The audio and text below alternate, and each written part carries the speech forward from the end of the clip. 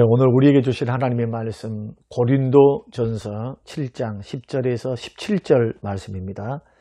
결혼한 자들에게 내가 명하노니 명하는 자는 내가 아니요 주시라. 여자는 남편에게서 갈라서지 말고 만일 갈라섰으면 그대로 지내든지 다시 그 남편과 화합하든지 하라. 남편도 아내를 버리지 말라. 그 나머지 사람들에게 내가 말하노니 이는 주의 명령이 아니라 만일 어떤 형제에게 믿지 아니하는 아내가 있어 남편과 함께 살기를 좋아하거든 그를 버리지 말며 어떤 여자에게 믿지 아니하는 남편이 있어 아내와 함께 살기를 좋아하거든 그 남편을 버리지 말라. 믿지 아니하는 남편이 아내로 말미암아 거룩하게 되고 믿지 아니하는 아내가 남편으로 말미암아 거룩하게 되나니 그렇지 아니하면 너희 자녀도 깨끗하지 못하리라. 그러나 이제 거룩하니라. 혹 믿지 아니하는 자가 갈리거든 갈리게 하라. 형제나 자매나 이런 일에 구애될 것이 없느니라. 그러나 하나님은 화평 중에서 너희를 부르셨느니라. 아내된 자여 내가 남편을 구원할는지 어찌 알 수 있으며 남편된 자여 내가 내 아내를 구원할는지 어찌 알 수 있으리요. 오직 주께서 각 사람에게 나눠주신 대로 하나님이 각 사람을 부르신 그대로 행하라. 내가 모든 교회에서 이와 같이 명하노라. 고마우신 하나님 아버지, 오늘 우리에게 생명의 말씀을 주사 하나님의 말씀을 듣게 하시고 하루를 출발하게 하심을 감사합니다. 특히 결혼생활, 부부관계 문제, 독신의 문제, 이혼의 문제, 저는 이 문제를 성경의 가르침을 따라 배우게 하시고 힘들고 어렵지만은 이 문제를 잘 풀어갈 수 있도록 우리에게 지혜를 주시고 하나님의 말씀을 따라 걸어가는 복된 인생이 되게 하옵소서. 예수님 이름으로 기도합니다. 아멘. 사랑하는 성도 여러분, 한 주간 동안도 주 안에서 평안하셨습니까? 지금도 그렇지만 그때 당시에도 이혼 사건이 대단히 많았던 것 같습니다. 교회 안에서도 부부간의 불신 때문에 어떤 성격 차이 아니면 돈 문제 여러 환경 때문에 이혼에 대한 시끄러운 문제들이 있었다고 판단이 되어집니다. 그래서 바울 사도가 가족 문제를, 부부관계 문제를 해결하기 위해서 이 편지를 썼는데 이혼에 대한 성경적인 답변은 몇 가지로 우리 생각할 수가 있습니다. 첫째는 이혼하지 말라는 겁니다. 자, 10절과 11절 말씀 보면은 결혼한 자들에게 내가 명하노니 여자는 남편에게서 갈라서지 말고 했습니다. 그러나 부득불 만일 갈라섰으면, 자, 갈라서는 그 이유를 음행, 간음, 배우자의 성적 부도덕, 이것이 발견됐을 때 도저히 나는 이 사람과 살지 않겠다 할 때는 믿는 부부여도, 똑같은 믿는 부부에 대한 이야기입니다. 지금 현재. 자, 예수 같이 믿는데 믿는 사람들이 이혼하지 말라는 것이거든요. 그런데 믿는 사람도 이혼할 수 있는 그러한 그 죄가 바로 간음죄입니다. 자, 그때도 갈라섰으면은 그대로 지내라는 거예요. 다시 그 남편과 화합하든지 아내도 버리지 말고. 그래서 신자된 부부는 이혼해서는 안 되는데 혹시라도 음행의 문제 때문에 이혼했다면 서로 따라 떨어져서 살 일이지, 딴 여자 만나고 딴 남자 만나가지고 다시 급하게 그렇게 결혼해서는 안 된다. 왜냐하면 마태복음 5장 32절에도 음행한 연고 없이 버리지 마라. 또 누구든지 버린 여자에게 장가든 자도 간음한 거다. 또 버린 남자에게 시집가는 것도 간음한 거고, 만일 부득이해서 이별하는 일이 있더라도 성적 타의 권태기 아니면은 뭐 무슨 배우자의 불신, 또 배우자의 어떤 배신, 막 이런 것이 있겠죠. 돈 문제. 이럴 때에도 기도하며 참고 기다려야지. 예수 믿는 부부가 성급히 서둘러 시집가고 장가가고 딴 남자 딴 여자 만나고 이러지 말라는 겁니다. 그래서 할 수만 있으면 화해해라. 할 수만 있으면 화해하라. 다시 결혼 생활을 계속하라고 그렇게 말하는 겁니다. 그래서 우리는 이혼할 수 있는 성경적인 이유는 상대방이 간음했을 때, 그 밖에는 성격 차이, 돈 문제, 뭐 권태기, 시댁 문제 이를 가지고는 이혼해서는 안 되고 별거는 할 수 있겠죠. 별거 있을 때도 급하게 딴 남자, 딴 여자 만나지 말고 할 수만 있는 대로 서로 용서하고 서로 맞춰가서 살려고 노력해야 된다. 이게 성경적인 뜻이라는 거예요. 하나님의 뜻.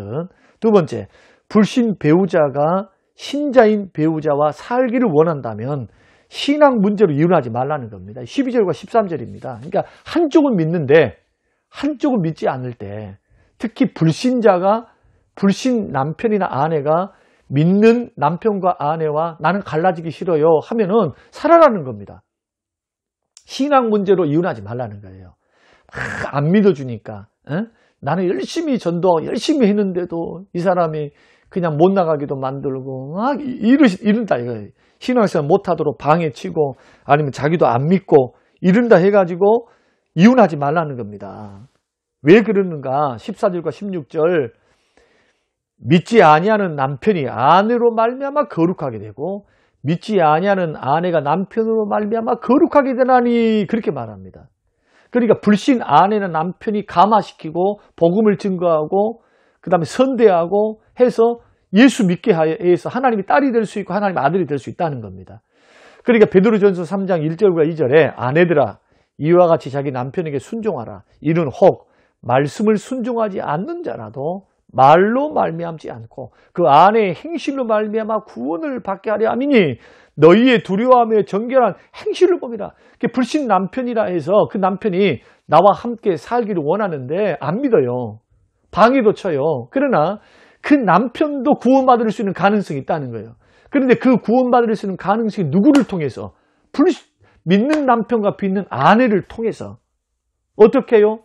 정결한, 두려워하며 정결한 행실, 깨끗한 행실.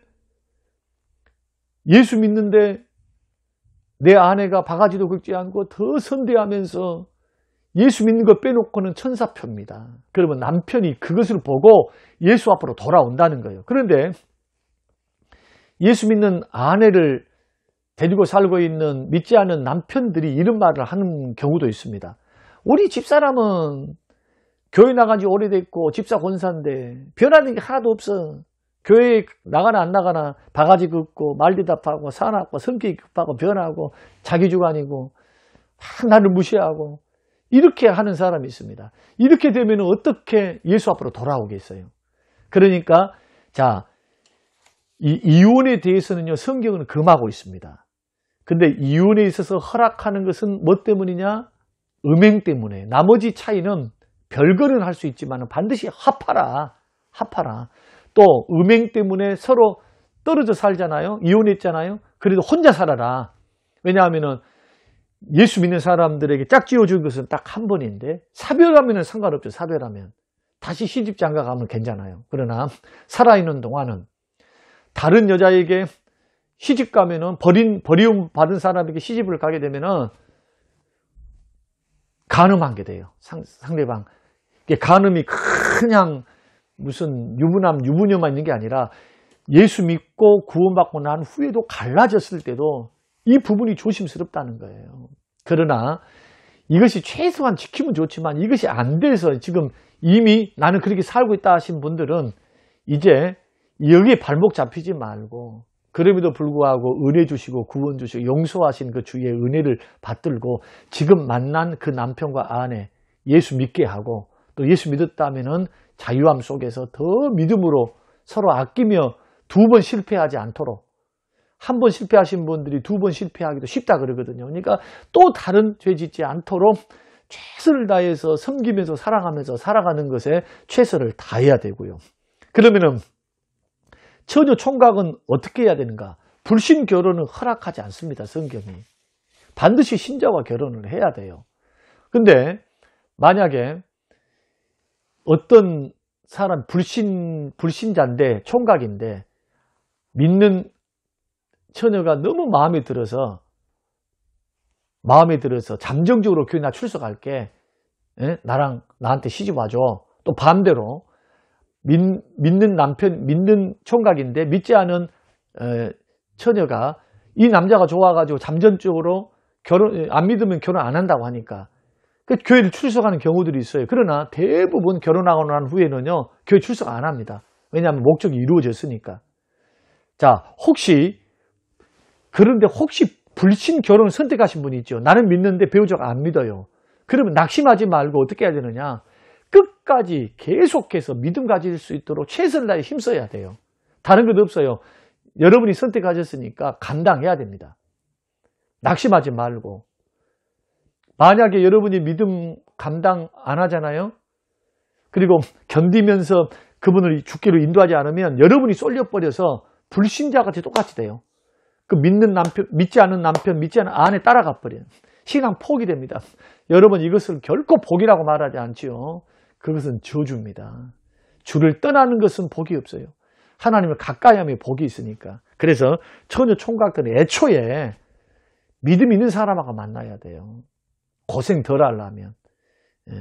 믿음 세워가기까지 얼마나 힘이 든 줄 아세요?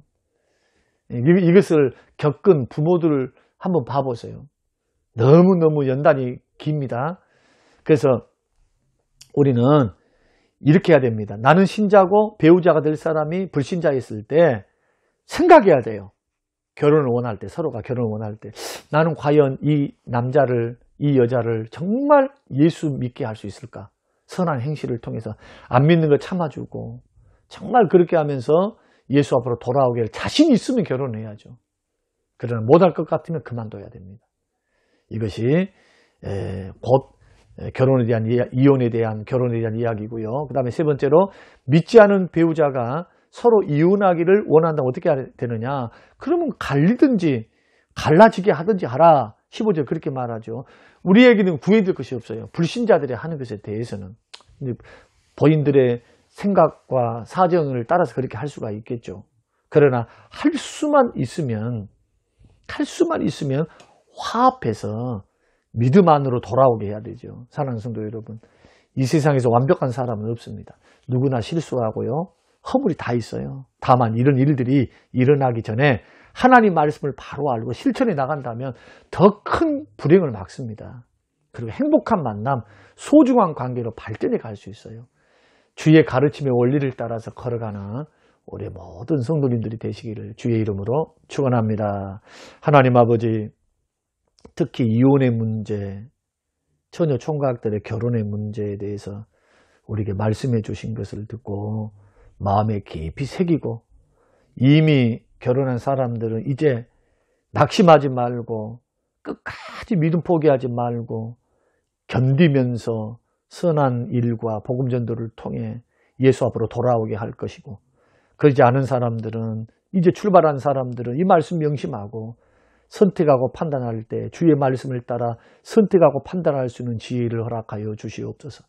감사드리며 예수님 이름으로 기도합니다. 아멘.